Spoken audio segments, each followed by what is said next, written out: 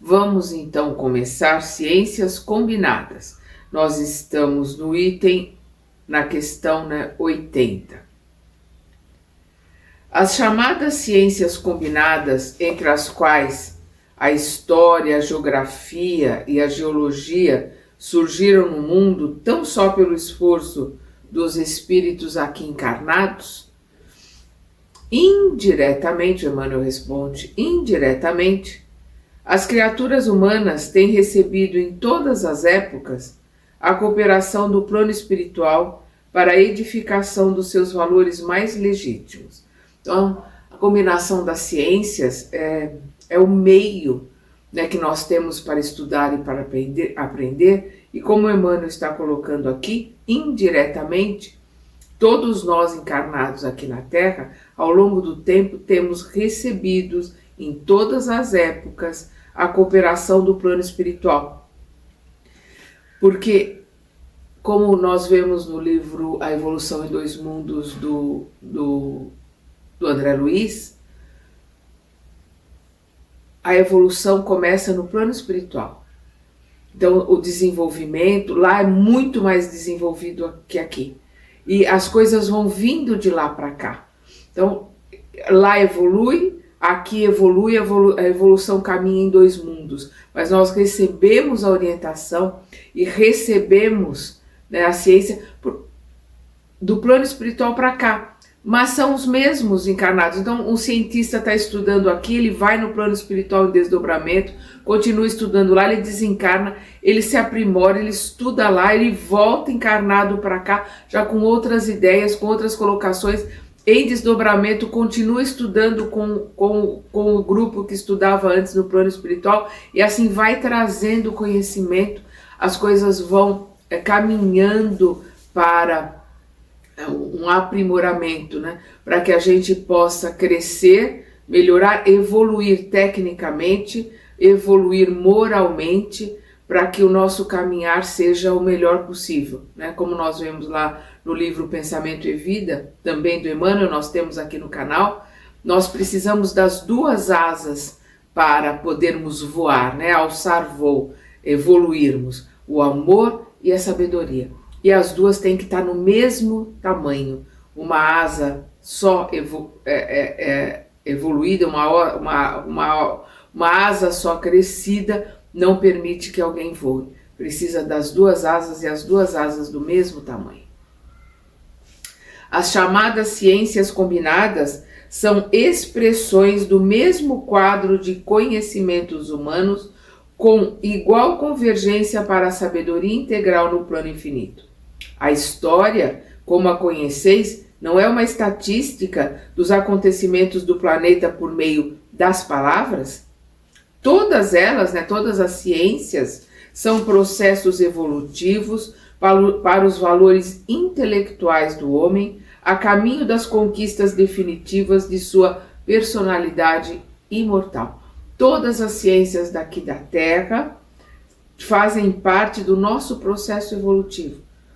Todos os conhecimentos, como ele coloca aqui, são processos evolutivos para os valores intelectuais do homem. Então nós vamos amadurecer e crescer intelectualmente. Através do conhecimento intelectual nós adquirimos a sabedoria. Com a sabedoria nós vamos nos aprimorando e vamos melhorando moralmente. E assim nós vamos caminhando e crescendo. Nos planos espirituais, a história das civilizações terrestres é conhecida nas mesmas características em que a conhecemos por meio dos narradores humanos. Olha que interessante essa pergunta que foi feita ao Emmanuel. A resposta: a descrição dos fatos é aproximadamente a mesma. Aproximadamente. Todavia, os métodos de apreciação dos acontecimentos e das situações divergem de maneira quase que absoluta. Aí a gente lembra do livro Cartas de uma Morta, do Chico Xavier, que são cartas que ele recebe da mãe dele, e na realidade foi o primeiro livro que ele escreveu, mas foi o segundo a ser publicado, porque o primeiro a ser publicado foi Parnaso de Além Túmulo e o segundo Cartas de uma Morta. É um livro muito engraçado, apesar do nome, é um livro engraçado, é um livro alegre, é muito bom de se ler. E lá nós vamos ver que ela percorre a história, ela entra nos relatórios, né, da história, e ela assiste a história. E aí a gente vai vendo as decepções que ela tem entre aquilo que a gente aprende e aquilo que realmente aconteceu. É o que ele está colocando aqui. Muitas vezes, os heróis nos livros da Terra são entidades misérrimas na esfera espiritual. Verifica-se então o contrário. Conhecemos espíritos altíssimos que vieram do mundo cobertos de virtudes gloriosas e que não constam de nenhuma lembrança da humanidade. Nós temos Célia no livro Ave Cristo, se bem que existe, né, uma colocação de Santa Marina, que é a Igreja Católica coloca como Santa Marina, que é uma mulher que se vestiu de homem e trabalhou com os freis, né, numa entidade, a história é muito parecida com a história de Célia. E nós temos Alcione, que é o mesmo espírito, né? Célia volta como Alcione no livro Renúncia, que é um anjo encarnado aqui na Terra, um espírito elevadíssimo, que nós só temos notícias pela colocação do Emmanuel, né? O mundo não conhece Alcione, e como muitos outros espíritos elevados que estiveram e que estão aqui na Terra e que a gente não conhece. É o que ele está dizendo, né? Os altares e as galerias patrióticas da Terra foram sempre comprometidos pela política rasteira das paixões, pela política medíocre dos homens. Os interesses dos homens, né, criaram heróis, né, forjaram situações para terem esses heróis, e aí a gente vai ver que tem muita manipulação na história de acordo com o interesse de quem está contando a história. Que quem conta a história é o vencedor, então a história sempre é contada pelo lado do vencedor. Então, os altares e as galerias patrióticas da Terra foram sempre comprometidos pela política rasteira das paixões. Poucos heróis do planeta fazem jus a esse título no mundo da verdade. É por essa razão que a história do orbe, sendo exata, no concernente à descrição e à cronologia, né, o tempo correto das coisas, é ilegítima no que se refere à justiça e à sinceridade. Então, a história da Terra sendo exata na descrição e na cronologia, né, os historiadores buscando a descrição do que aconteceu e cronologicamente no tempo certo que as coisas foram acontecendo, então ela é mais exata, ela é mais correta nesse ponto, ela é ilegítima no que se refere à justiça e à sinceridade, à verdade, né?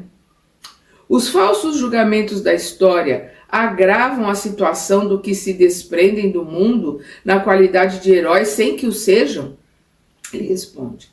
As exéquias solenes, quer dizer, os enterros, né? As festividades fúnebres solenes, os necrológios, né? As notícias fúnebres brilhantes, os pomposos adjetivos que se concedem aos, entre aspas, mortos, em troca do ouro da posição convencional que deixaram, afligem os que partiram pela morte de maneira intraduzível.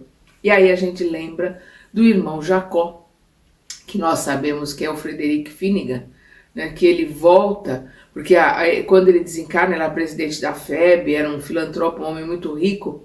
Quando ele desencarna, os espíritas publicam uma página inteira na revista, se eu não me engano, a revista Cruzeiro, né? Pode ser que eu esteja errando aqui no nome da revista, mas eles publicam na página inteira de uma revista que era de maior circulação na época, que desencarnou o maior espírita da história, um grande homem, fazem uma apologia ao Frederico Figner, e ele volta pro Chico e fala: olha, eu quero escrever o que aconteceu, eu voltei para contar que não é nada disso, as coisas não são assim, eu não fui esse homem que eles estão colocando, eu quero passar a verdade. E aí o Chico estava tendo problemas com a família do Humberto de Campos, e que ele teve que mudar os livros para Irmão X, ele falou: eu vou ter problemas com a tua família também. Ele falou assim: então, numa das minhas encarnações eu fui um judeu chamado Jacó, coloca aí Irmão Jacó. E aí foi. Eu voltei à história do irmão Jacó, e a gente vê que ele vem para dizer exatamente tudo contra aqueles elogios e aquelas coisas que foram colocadas para ele na revista. Então aqui ele está colocando que eles partem, né,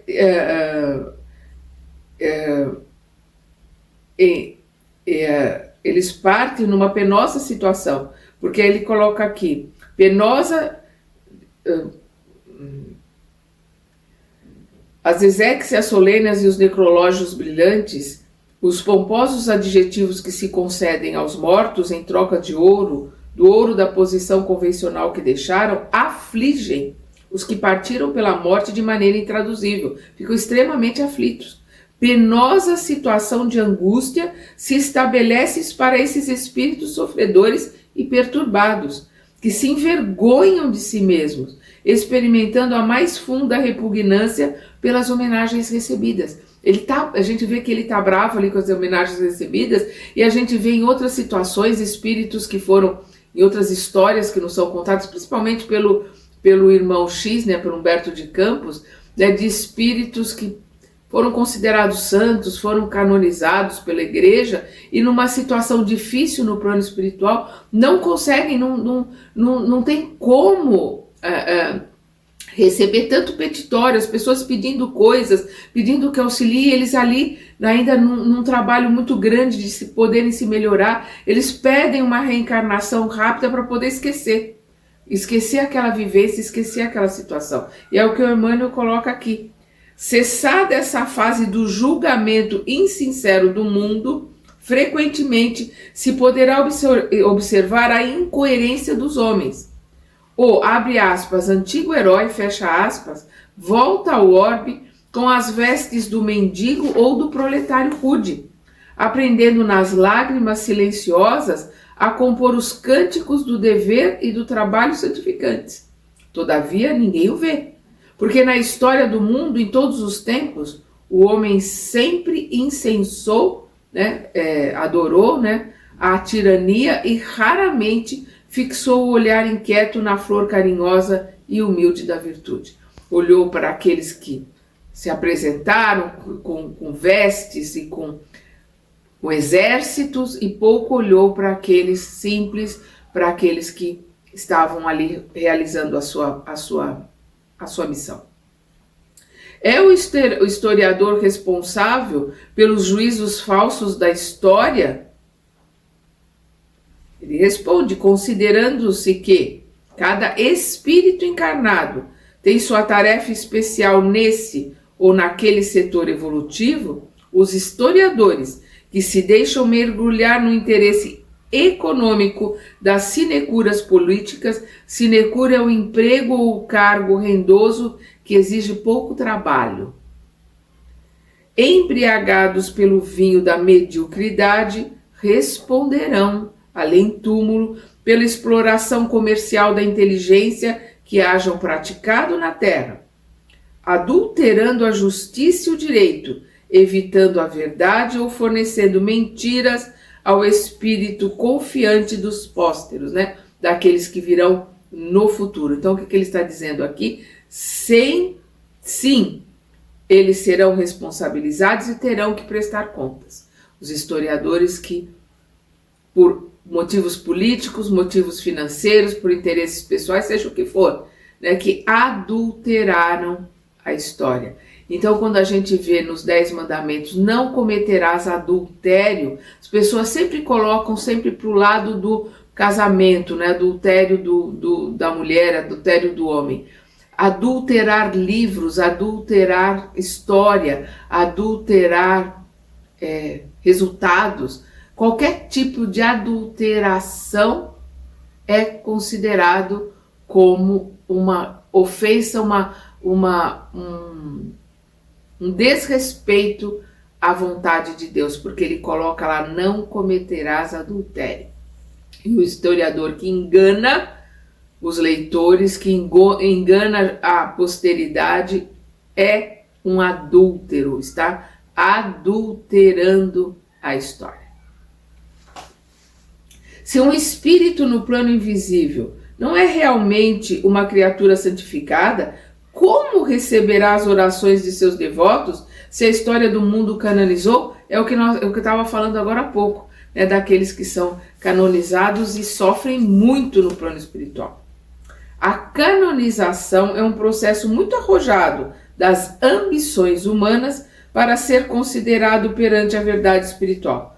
Ou seja, é algo das ambições humanas, é algo das colocações humanas, dentro da mentalidade e das colocações terrenas, que não leva, que não é nem considerado no plano espiritual, né? Não tem nem consideração, o plano espiritual nem considera esse tipo de coisa, porque é uma infantilidade, né? Colocação infantil da ignorância do homem. Conhecemos inquisidores, vamos lembrar que a Inquisição durou mais de 600 anos, ela foi terminar nos anos 1700 e alguma coisa, quase que chega perto dos anos 1800. Então conhecemos inquisidores, verdugos, né, carrascos de povos e traidores do bem, conduzidos ao altar pelo falso julgamento da política humana. Inquisidores que foram canonizados. Infelizmente, é o que ele está colocando aqui. A prece dos devotos invocando o seu socorro, muitas vezes sem se lembrarem da paternidade de Deus, sem se lembrarem de procurar a Deus, procurando esses que foram considerados pelos homens da terra como santos, né? Entre aspas. Vamos lembrar que a palavra santo quer dizer diferenciado, na sua etimologia, né? Na sua raiz. Não no que ela foi depois colocada e considerada pelas religiões, né? Mas a palavra santo é que se diferencia dos outros. Então ele coloca aqui, a prece dos devotos invocando o seu socorro, muitas vezes sem se lembrarem da paternidade de Deus, ecoa-lhes no coração perturbado como vozes de acusação terrível e dolorosa, porquanto reavivam ainda mais a nudez das suas feridas. Então isso é um sofrimento, é uma dor terrível para esses homens que foram considerados por coisas que não são, que não fizeram, que não realizaram. Frequentemente os espíritos que se encontram nessa penosa situação rogam a Jesus a concessão das experiências mais humildes na terra, a fim de esquecerem, né? A fim de olvidarem, esquecerem os ruídos nocivos das falsas glórias do planeta, no silêncio das grandes dores que iluminam e regeneram. Então pedem, imploram para ter uma nova encarnação, da uma forma mais humilde, da forma que eles vão poder pagar aquilo que fizeram, mas principalmente para esquecer aquela encarnação, não serem mais o alvo desses petitórios. As primeiras formas planetárias obedeceram a um molde especial pré-existente? A resposta do Emmanuel: Jesus foi o divino escultor da obra geológica do planeta. Então Jesus, o representante de Deus, né, foi o divino com D minúsculo, porque ele é um co-criador maior, né, mas é co-criador. Foi escultor da obra geológica do planeta. Ele é o preposto de Deus para a criação do nosso planeta, é o governador do nosso planeta. Junto de seus prepostos, né, ele é o preposto de Deus, ele colocou para trabalhar com ele os seus prepostos, né, os espíritos que trabalharam com ele. Iluminou a sombra dos princípios com os eflúvios sublimados do seu amor. Vamos lembrar lá na Gênese mosaica, o faça-se a luz. Estava ali Jesus, que nós vamos ver no hebraico, que é Elohim, Elohim, como o judeu coloca, deuses. Então eram Jesus e seus prepostos começando a criação. E nós vamos ver lá também que se façam o homem a nossa, eles colocando a nossa imagem e semelhança, a nossa de quem? Daqueles prepostos que estavam trabalhando na terra, prepostos do Cristo, que ele é o preposto de Deus. Então, ele é o nosso governador. Então, o Emmanuel coloca aqui, voltando, lembrando lá a Gênese mosaica. Jesus foi o divino escultor da obra geológica do planeta. Junto de seus prepostos, iluminou a sombra dos princípios com os eflúvios sublimados do seu amor, que saturaram todas as substâncias do mundo em formação. Faça-se a luz, né? Quem não leu, leia Caminho da Luz, também do Emmanuel, nós temos aqui no canal. Ele começa na formação do universo e depois vai para a formação do nosso planeta e continua mostrando toda a evolução do nosso planeta até 1938, que é quando o livro foi escrito. Não podemos afirmar que as formas da natureza em sua manifestação inicial obedecessem ao molde preexistente, que é a pergunta que eles fizeram, né? No sentido de imitação, porque todas elas receberam o influxo sagrado do coração do Cristo. Todas as criações foram feitas através do pensamento. A criação do planeta é o pensamento do Cristo. Então, da forma que o Espírito crístico criou através do seu pensamento, do seu conhecimento, junto com seus prepostos. A verdade é que, assim como nas vossas construções materiais, todas as obras viveram previamente no cérebro de um engenheiro ou de um arquiteto, todas as formas de vida da Terra foram primeiramente concebidas na sua visão divina. Todas as formas que existem na Terra foram primeiramente concebidas na mente, na visão divina com D minúsculo do Cristo, o Cristo planetário, o Cristo governador do nosso planeta. Tendo sido a Terra formada pelo poder divino, né, com D minúsculo, né, dos co-criadores, do co-criador maior que é o Cristo. Então, tendo sido a Terra formada pelo poder divino, por que passou o planeta por tantas etapas evolutivas, muitas das quais duraram milhões de anos? Então, vamos lembrar que a Terra tem 4,5 bilhões de anos. E a maior parte desse tempo de evolução em evolução sem aparição do homem. A aparição do homem é recente. Se fala em 200 milhões de anos para que comece a evolução, né, para chegarmos no Homo sapiens, depois no Sapiens sapiens, né, o homem que sabe que sabe. Aí o Emmanuel responde: no infinito do universo, então na evolução, não do planeta, a evolução do universo, ele está colocando aqui. No infinito do universo, a evolução do princípio espiritual tem de escapar a todas as vossas limitações de tempo e de espaço, na tábua dos valores terrestres. Ou seja, não cabe dentro da nossa tábua de conhecimento, dos nossos valores, das nossas limitações de tempo e espaço, um conhecimento ou um esclarecimento para a evolução do universo. As aquisições de cada indivíduo resultam da lei do esforço próprio no caminho ilimitado da criação, destacando-se daí as mais diversas posições evolutivas das criaturas e compreendendo-se que tempo e espaço são laboratórios divinos.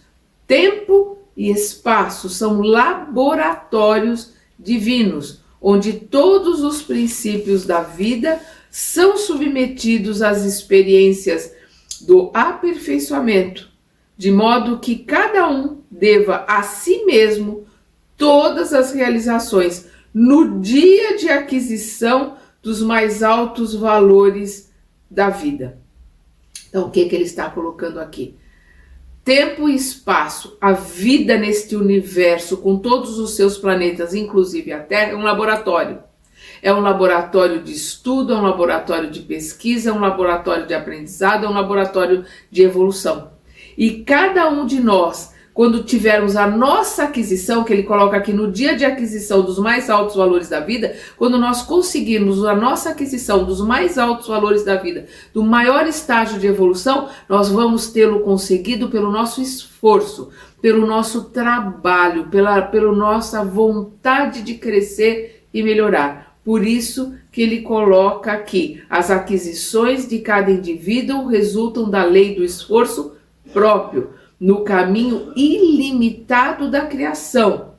Por quê? Porque nós não vamos evoluir ou encarnar só num planeta Terra. Nós não somos terráqueos, né? Nós somos ETs, nós somos extraterrestres. Nós encarnamos em outros orbes, a gente vem para a Terra, vai para outros orbes. Nós caminhamos para a evolução, nós caminhamos para a angelitude. Então nós começamos no átomo, vamos caminhar, como na questão 540 do Livro dos Espíritos, para o arcanjo, do arcanjo para o crístico, e do Cristo sabe lá qual é a continuidade. Mas o nosso caminhar é eterno. Outra pergunta: de onde foram tirados os elementos para a formação da Terra? Ele responde: sabemos que a aglutinação molecular, o que é a aglutinação molecular? É a atração. É a atração gravitacional, por exemplo, dos planetas em volta do Sol, é a atração que a gente vê no mineral. Né? Nós vimos aqui o próprio Emmanuel colocando para a gente, no nosso estudo passado, quando ele fala, o mineral é atração, o vegetal é sensação, o animal é instinto, o homem é razão, o anjo é divindade. Esse é o nosso caminho a percorrer. Então, sabemos que a aglutinação molecular, né, a atração, bem como o motor transcendente do mundo, obedeceram ao sopro gerador da vida, oriundo de Todo-Poderoso. Oriundo da onde? Da força maior, né? De Deus. E aqui, como os judeus, a gente vê que o Emmanuel evita usar a palavra Deus, ele sempre coloca o Ser Supremo, Todo-Poderoso. É uma colocação judaica que o nome de Deus não deve ser colocado em vão, não deve ser dito. Por isso que eles têm 3 consoantes, né? O nome de Deus tem 3 consoantes, ela é impronunciável, ela não tem vogal. Até porque o hebraico não tem vogal. O hebreu coloca as vogais conforme a interpretação. É uma língua difícil. Então vamos lá. Vamos voltar aqui. Sabemos que a aglutinação molecular, bem como o motor transcendente do mundo, obedeceram ao sopro gerador da vida, né? O sopro, né? O hausto de Deus que criou a vida, oriundo do Todo-Poderoso com T maiúsculo e P maiúsculo, e lançado sobre o infinito da criação universal. Lançado no universo, não é na Terra, é no universo. Contudo, achamo-nos, e aqui ele fala, ele, né, Emmanuel, ele ali entre os desencarnados, achamo-nos ainda na situação do aluno. Ele, Emmanuel, se colocando aqui, na situação do aluno que encontrou a escola já edificada. Encontrou tudo pronto para começar a estudar, para começar a aprender. Cabendo-nos louvar e buscar. Louvar, agradecer a Deus para a escola, por estar tudo pronto para que a gente possa crescer e aprender, e buscar pelo trabalho e pelo aperfeiçoamento o seu divino autor, com A maiúsculo. Buscar o caminho que nos leva de volta ao Todo-Poderoso, a Deus. Deve o homem Aqui, antes da pergunta 88, terminando aqui 87, a gente não pode esquecer, né, de ler. Nós temos aqui no canal a questão do princípio da Gênese, no livro A Gênese do Kardec, né? No livro dos Espíritos também nós temos o princípio da criação, onde nós vamos ver que só Deus cria e só Deus dá vida. O resto é uma criação de criar o que já existe. O professor Roden, ele tinha uma colocação, ele já desencarnou, Huberto Roden. Os livros dele são fantásticos, é um filósofo, não é espírita, mas os livros dele são fantásticos. E ele criou uma palavra, criar, porque ele diz que quem cria, cria galinha, cria porco, cria filho, cria aquilo que já existe. E Deus criou com E, porque ele fez surgir da onde não existia nada.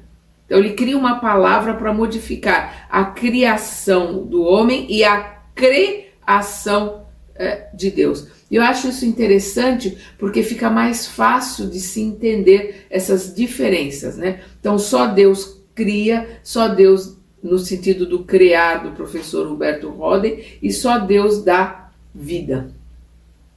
Então aqui a questão 88. Deve o homem terrestre enxergar nas comoções geológicas do globo elementos de provação para a sua vida? Essa pergunta, essa resposta do Emmanuel é muito interessante. A gente precisa escutar, ler e reler para analisar o que ele coloca, porque é muita coisa que ele coloca aqui nessa resposta. Vamos lá. Os abalos sísmicos não são simples acidentes da natureza. Não existe acaso. Os abalos sísmicos, os problemas de terremoto, maremoto, os problemas de destruição de determinados lugares, são grupos karmas, né, desencarnes coletivos, não são simples acidentes da natureza. O mundo não está sob a direção de forças cegas. O mundo tem direção, o mundo tem governador, o mundo tem os prepostos desse governador cuidando de tudo. E a gente vai entender e ver isso muito claramente no livro do Emmanuel também, A Caminho da Luz. E nós temos uma ideia muito errada de que aqui esse nosso planeta é um prêmio. Não, ele é uma escola. E a gente acha que morrer é um castigo. Não, é uma libertação. Então a gente fala, teve um terremoto no Haiti, morreram milhares de pessoas, coitados. Mas aqueles que sobreviveram tiveram sorte. Se nós pararmos para analisar que aqui é uma escola, um aprendizado, que aqui é um hospital e às vezes, dependendo da situação, uma prisão, aqueles que desencarnaram terminaram a sua jornada. Terminaram a sua missão, cumpriram o que tinham para cumprir e voltaram para casa. Duro, difícil é os que continuam, às vezes mutilados, às vezes numa situação de sofrimento terrível, de enterrar todos os amados, de ver toda a cidade destruída, passar por uma situação extremamente difícil. Então às vezes uma expiação ser sobrevivente num acidente aéreo, num cataclisma. Nós temos um olhar torto para as coisas. E é isso que o Emmanuel chama atenção aqui. O mundo não está sob a direção de forças cegas. Ele tem um governador, ele tem dirigentes. Ele tem os prepostos que trabalham para o governador, para o Cristo governador do planeta. As comoções do globo são instrumento de provações coletivas, ríspidas e penosas. O que são provações coletivas? São provas extremamente difíceis, ríspidas e penosas. Em muitos casos, expiação, principalmente por sobreviventes. É uma provação extremamente difícil quando não é uma expiação. Aqueles que desencarnaram, terminou a jornada, terminou aquele aprendizado, estão voltando para casa, dependendo de como se comportaram, estão voltando muito bem, obrigado. Nós temos que mudar o nosso parâmetro, o nosso ponto de vista acerca das coisas. Nesses cataclismas, a multidão resgata igualmente os seus crimes de outrora e cada elemento integrante da mesma quita-se do pretérito na pauta dos débitos individuais. Ali é um karma coletivo, é um processo difícil, é um processo de dor, é um processo de desencarne sofrido coletivo, mas cada um na sua individualidade terminou a sua jornada. Cada um na sua individualidade desencarna do seu modo. Uns muito bem, obrigado, uns com a missão cumprida e outros com muitas dívidas e com necessidade até de passar de novo por essa situação de um karma coletivo, por essa situação do desencarne coletivo. Vai depender de cada um. É isto que o Emmanuel está colocando. O processo é coletivo? Mas a resposta, digamos assim, a auferição dos bônus, a auferição dos créditos deste tipo de desencarne depende de cada um, de como viveu a vida, de como se portou, né, e de como passou pelo processo daquele reencarne. O processo do desencarne coletivo é um processo já programado por dívidas anteriores, mas como se sai disso depende muito de como se viveu. Né? O que se leva da vida é a vida que se leva, é um ditado chinês. E a última pergunta aqui desta colocação. Por que razão não existe nos textos sagrados uma notícia positiva das terras descobertas posteriormente à vinda de Jesus ao planeta? Aí nós temos as Américas, né? Nós temos a Austrália, né? Nós temos outros lugares que foram descobertos depois da vinda de Jesus. Né? Nesse particular, temos de convir que a palavra das profecias, através de todos os tempos e situações do planeta, como eco das regiões divinas, não teve em mira senão a edificação do reino de Deus nos corações, desprezando as fundações humanas precárias e perecíveis. Ou seja, todas as previsões de todos os profetas, todos os ensinamentos de todos os prepostos do Cristo, os profetas, os Budas, os enviados como Krishna, Buda, Lao Tse, Forri, Maomé e tantos outros, né? Todos vieram, né, sob a égide, né, sob o olhar, sobre o cuidado de Jesus, com os seus prepostos para trazer ensinamentos. Todos esses ensinamentos e tudo aquilo que foi colocado de profecia da vinda desses prepostos visa e procura sempre o ensinamento, o esclarecimento, ou aquilo que vai no coração, aquilo que vai ser aprendido e apreendido, ou seja, que vai ser guardado para ser colocado em prática.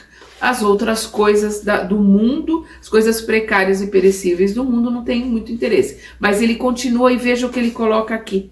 Todavia, no desdobramento das revelações, encontrareis notícias das novas terras, posteriormente descobertas.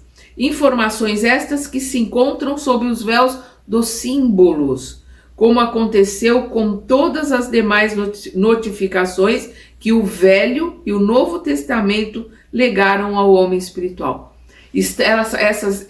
Essas colocações estão em simbologia, em metáforas, em parábolas, né? Metáforas no Velho Testamento, porque acho que tem uma parábola só, ou duas no Velho Testamento, só Jesus coloca acho que 44, né, no Novo Testamento, mas tem muitas metáforas, tem muita simbologia que traz esclarecimento sobre inúmeras coisas que infelizmente nós não temos olhos de ver, nem ouvidos de ouvir. Precisa se debruçar, primeiro precisa estudar e conhecer o judaísmo, para se poder estudar e conhecer e entender as metáforas e para entender os símbolos existentes no Velho Testamento.